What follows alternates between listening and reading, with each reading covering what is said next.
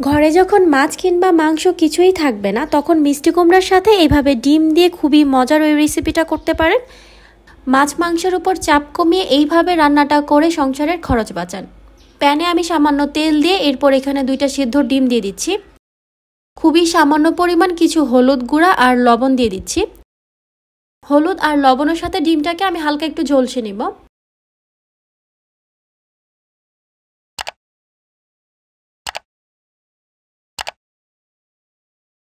হয়ে গিয়েছে, এখন এগুলোকে আমি তুলে নিচ্ছি।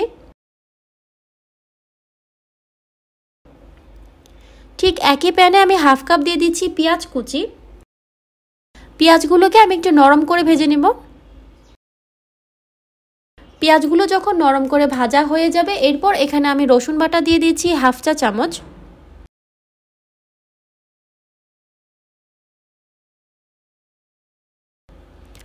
আদা বাটা দিচ্ছি হাফ চা চামচ। পেঁয়াজের সাথে আদা রসুনটাকে আমি কিছুক্ষণ এইভাবে ভেজে নিচ্ছি। এরপর এখানে কিছু গুঁড়ো মশলা অ্যাড করব। গুঁড়ো মশলাগুলো যাতে পুড়ে না যায় তাই এখানে সামান্য কিছুটা পানি অ্যাড করে দিলাম।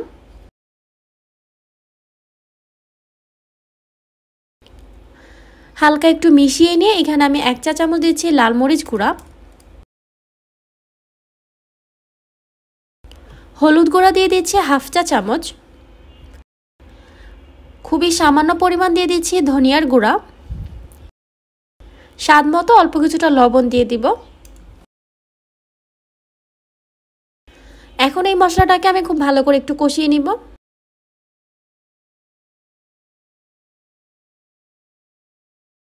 মশলাটা যখন খুব ভালো করে কষানো হয়ে যাবে, এরপর এখানে আমি কিছু মিষ্টি কুমড়া দিয়ে দিচ্ছি। আর মিষ্টি কুমড়াগুলোকে আমি ঠিক এইভাবে কেটে নিয়েছি। মশলার সাথে মিষ্টি কুমড়াগুলোকে খুব ভালো করে একটু মিশিয়ে নিব।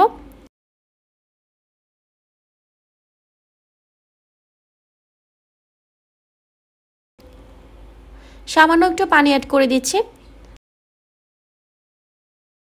সবকিছুকে নেড়েচেড়ে মিশিয়ে নিয়ে ঢাকনা দিয়ে ঢেকে এটাকে আমি মশলার সাথে কষিয়ে নিব। কিছুক্ষণ পর ঢাকনাটাকে খুলে দিয়ে আবারও সবকিছুকে মিশিয়ে নিচ্ছি। এই পর্যায়ে চুলার আঁচটা মিডিয়ামে আছে। আবারও ঢাকনা দিয়ে ঢেকে এগুলোকে আমি রান্না করে নিব। বেশ কিছুক্ষণ পর ঢাকনাটাকে আমি খুলে দিয়েছি। এরপর এখানে 1 কাপের মতো পানি দিয়ে দিলাম। সেই সাথে সিদ্ধ ডিমগুলো দিয়ে দিচ্ছি আর কিছু আস্ত কাঁচামরিচ দিয়ে দিলাম। চুলার আঁচ মিডিয়ামে রেখে ঢাকনা দিয়ে ঢেকে আরও কিছুক্ষণ আমি এটাকে রান্না করে নেব।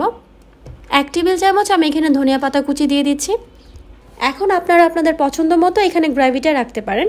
হয়ে গিয়েছে, চুলাটা বন্ধ করে এখন আমি এটাকে সার্ভ করে নেব। ডিম দিয়ে মিষ্টি কুমড়ার এই তরকারিটা আমি বলবো একবার হলেও আপনারা ট্রাই করে দেখবেন। এটা কিন্তু অনেক মজার হয়।